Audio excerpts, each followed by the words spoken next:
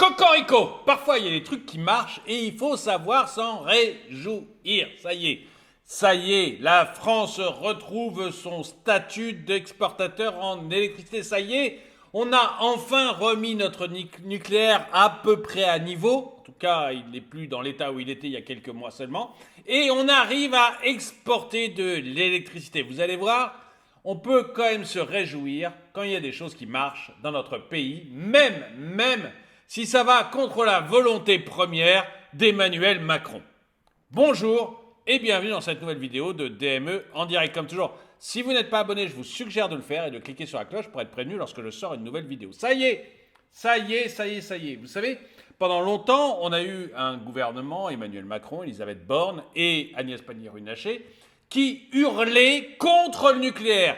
J'ai souvent mis des vidéos où on voyait Emmanuel Macron ou Elisabeth Borne qui se réjouissaient, des tweets aussi, où ils se réjouissaient de fermer des centrales nucléaires, notamment Fessenheim, et puis où ils nous disaient que ce n'était qu'un début, qu'on allait fermer encore 12 autres réacteurs nucléaires. Ça, c'était en 2019, hein, pour ceux qui ont de la mémoire, c'était juste en 2019. Et tout d'un coup, ils ont vu la lumière. Ils ont vu la lumière, c'est le cas de le dire, parce qu'on a failli manquer d'électricité en France. Et qu'on a eu un prix de l'énergie qui a explosé. Donc tout d'un coup, ces gens qui n'ont pas de colonne vertébrale ont vu la lumière. Ils se sont dit, tiens, finalement, changement à 180 degrés de notre politique. Maintenant, le nucléaire, c'est merveilleux. On avait même vu Emmanuel Macron trouver que c'était merveilleux qu'à la COP 28, je crois, puisque on doit être à 28 maintenant, qui vient de se réaliser, Macron a trouvé merveilleux, a tweeté pour dire à quel point c'était merveilleux que le monde entier double ses capacités nucléaires dans les années qui viennent. D'un homme qui trouvait que le nucléaire était une technologie dépassée qu'il fallait détruire petit à petit, on est arrivé à un homme qui veut construire des centrales nucléaires partout dans le monde. Bref, on voit à quel point ces gens ont une colonne vertébrale et savent où ils nous mènent. Hein. L'État est vraiment un grand stratège. Bon, mais peu importe. Il a vu la lumière, on ne va pas s'en plaindre, il a vu la lumière et il s'est dit que finalement, le nucléaire, c'était bien, après avoir fermé Fessenheim et avoir eu la volonté de fermer 12 réacteurs. Mais ils ont changé d'avis, on a remis le nucléaire en place, on a eu aussi un petit peu de chance, il faut le dire. Vous allez voir dans l'article, on a eu un petit peu de chance dans l'article. Le résultat, c'est qu'on gagne des pépettes en vendant du nucléaire aux Allemands. Parce que les Allemands, eux, ils sont restés dans leur charbon. Ils n'ont toujours pas compris ce qui était que l'avenir, c'était pas les moulins à vent, mais c'était le nucléaire. Donc ça, ils le refusent, ils veulent pas le voir, donc ils sont encore dans le charbon. Donc du coup, ils n'ont pas assez d'électricité, ils balisent comme des fous. Actuellement, j'ai fait plusieurs vidéos là-dessus où c'est vraiment ils stressent, ils sont à un niveau de stress, les industriels allemands, ils sont à un niveau de stress à cause de l'énergie rarement atteint. Mais nous, au moins, ça nous permet de leur vendre de l'électricité. Toujours ça que les Boches n'auront pas. Excusez-moi pour cette petite phrase, c'est une phrase que j'aime bien, c'est toujours ça que les Boches n'auront pas. Bon, voilà, c'est plus de l'âge de nos grands-parents, mais malgré tout, j'ai une phrase que j'aime bien. Bon, allons-y. J'ai rien contre les Allemands. Hein. Si ce n'est qu'actuellement, ils font des grosses bêtises. Mais ça, tant pis pour eux. Le 22 décembre dernier, la France a établi un nouveau record en exportant 18 680 MW d'électricité vers ses voisins européens, surpassant ainsi le précédent record de février 2019 qui était de 17 415 MW. Cette nouvelle réalisation impressionnante contraste fortement avec l'année précédente, marquée par les deux importations d'électricité, les deux premières importations d'électricité depuis 42 ans. Qu'est-ce qui s'était passé l'année précédente, en 2022 ? C'est simple. Comme on avait eu un gouvernement, ça a commencé avec Hollande, et puis après avec Macron, qui disait « on va fermer des centrales nucléaires ». La maintenance, on l'a mis cool. C'est normal. Si votre gouvernement vous dit, écoutez les gars, votre machin, on va le fermer, vous n'investissez pas des dizaines de milliards sur le fait de pouvoir le faire fonctionner pendant encore 40 ans. Vous dites, j'investis le minimum et puis on va me demander de le fermer, donc j'investis le minimum. Donc du coup, on avait eu des problèmes de maintenance. Comme maintenant, on a beaucoup de problèmes avec le niveau des ingénieurs et le nombre aussi de techniciens, parce qu'on n'a pas formé des gens, à cause de ces politiques. Donc on a eu un problème de maintenance. Bon. S'ajoute à ça le Covid pendant lequel on enferme les gens chez eux. Donc vous avez du contrôle régulier qui se fait dans les centrales, parce qu'on n'intervient pas dans les centrales nucléaires que quand elles sont abîmées.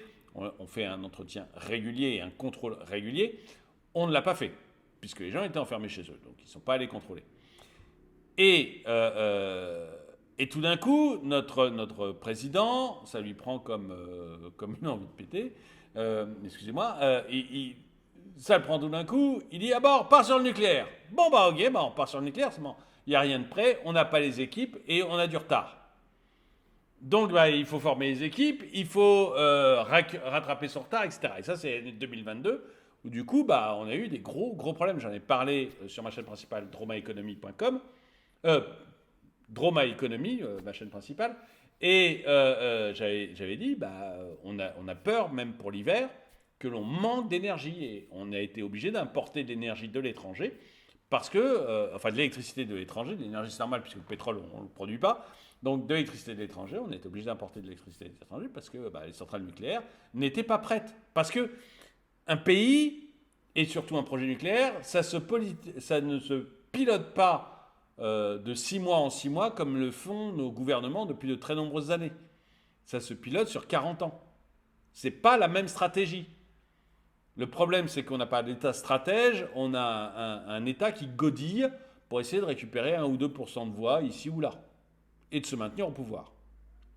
Donc ça ne marche pas pour le nucléaire. Et donc voilà le problème qu'on a eu sur le nucléaire. Problème réglé maintenant, puisqu'on a rattrapé le retard que l'on avait pris. Enfin, pas le retard technique, parce que la centrale de 4e génération, Macron a arrêté le projet Astrid, et Jospin, avant lui, avait arrêté le Super Phénix. Ça, je dirais pas qu'on est foutu, mais on est très très mal parti, alors que les Chinois, ça y est, les ont en place, quoi. Mais bon, on va continuer. J'espère qu'un jour, on arrivera à récupérer aussi ce retard, mais on va se réjouir déjà de ce qui s'est passé. La clé de ce succès réside dans une combinaison de facteurs propices, notamment une disponibilité accrue du parc nucléaire, c'est ce dont je vous parlais, des températures clémentes et la période de congé. On a réussi, voilà, ok, on a été un peu aidé par des coups de peau, mais malgré tout, on a réussi, c'est bien. Le gestionnaire du réseau électrique, RTE, a annoncé ces résultats exceptionnels, soulignant que les capacités d'exportation réservées par les marchés ont atteint un sommet de 18 680 MW à 16 heures ce jour-là. Les principaux bénéficiaires de cette abondance électrique ont été le Royaume-Uni, l'Allemagne, bah oui, l'Allemagne, où il y a énormément de problèmes liés à l'électricité. Vous savez que l'Allemagne, enfin je vous l'ai dit dans une autre vidéo, mais ils ont fait passer là je ne sais plus si c'est des décrets ou des lois, mais où ils autorisent votre fournisseur d'électricité à vous stopper la fourniture d'électricité pour la recharge de vos voitures ou le fonctionnement de vos pompes à chaleur. Tout simplement parce ça, à partir du 1er janvier 2024. Tout ça parce que ils ne savent plus où ils habitent et ils savent qu'ils ne produisent vraiment pas assez d'électricité et qu'ils sont obligés de l'importer maintenant, notamment de France et des centrales nucléaires françaises.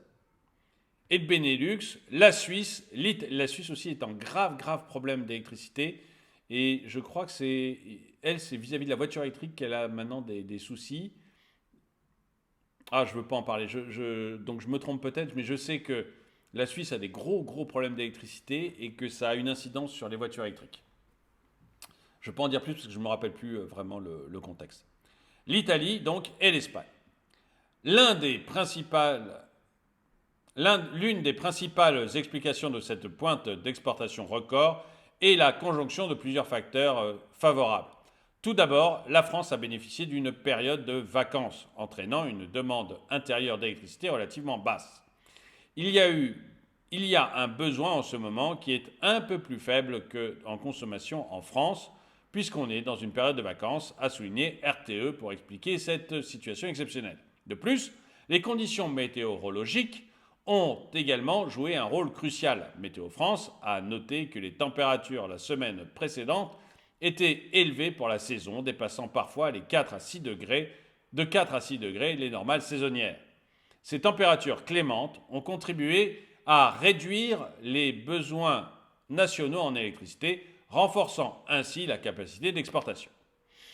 Un élément clé de ce succès est la disponibilité. Excusez-moi.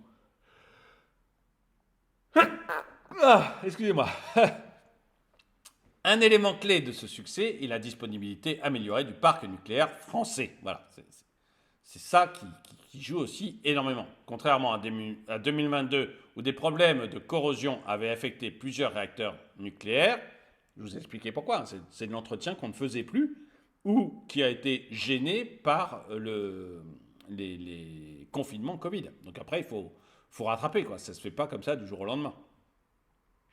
Et puis un manque de salariés aussi. Il y a un gros manque. On a perdu la connaissance sur toute une filière. Et c'est dramatique, quoi. La France a pu contrôler, et si vous voulez réussir, alors moi à votre place, hein, vous êtes un jeune technicien, vous devenez soudeur dans le nucléaire, vous avez un emploi garanti à vie, hein, avec un salaire qui ne sera pas dégueu. Hein. Vous êtes ingénieur, vous spécialisez dans le nucléaire, vous avez un emploi garanti à vie avec un salaire qui ne sera pas dégueu. Hein. Moi, honnêtement, je serais jeune aujourd'hui, je ferais mes études, je rechercherais des trucs qui sont liés au nucléaire parce qu'il y a vraiment de l'argent à prendre et c'est une filière qui va exploser. Hein. Mais complètement. Hein. Quand vous voyez le changement à 180 degrés des politiques, c'est que vraiment la valeur ajoutée du nucléaire est indépassable. Et quand vous voyez aux États-Unis que les milliardaires commencent à se mettre à investir massivement dans le nucléaire, notamment pour fabriquer des petits réacteurs nucléaires, vous vous dites il y a un sacré avenir là-dedans, hein, dans l'énergie nucléaire. La France a pu contrôler et réparer une proportion notable de son parc nucléaire au cours de l'année 2022 donc. Cela a considérablement augmenté la disponibilité de l'énergie nucléaire, contribuant à des coûts de production compétitifs. Pour rappel, en 2022, la France avait été confrontée à des problèmes de corrosion sous contrainte, entraînant des importations d'électricité pour la première fois depuis 42 ans. Cependant, depuis lors, des efforts importants ont été déployés pour remédier à ces problèmes et RTE a noté en novembre que le risque de coupure d'électricité cet hiver était considéré comme faible. La réparation réussie d'une proportion notable du parc nucléaire a été cruciale pour inverser la tendance des années précédentes. Alors, donc voilà, tout ça, ça apporte de l'eau à mon moulin sur le fait que le nucléaire est absolument central. Mais, vous savez, j'essaie d'être honnête intellectuellement, l'éolien a apporté aussi un plus. Voilà, donc on va en parler maintenant, j'essaie d'être le plus honnête possible intellectuellement. Il y a eu du vent, et donc l'éolien a contribué aussi à ces ventes. Il est intéressant de noter que l'énergie éolienne a également contribué positivement à la situation énergétique française. La semaine dernière, donc c'est pas la semaine du 22 décembre, hein, mais en ce moment avec les fêtes, les vacances et tout, voilà, on fait ce qu'on peut. La semaine dernière, l'éolien a assuré environ 20% de la production électrique nationale. En conclusion, la France a réalisé un exploit notable en exportant un volume record d'électricité vers ses voisins européens le 22 décembre.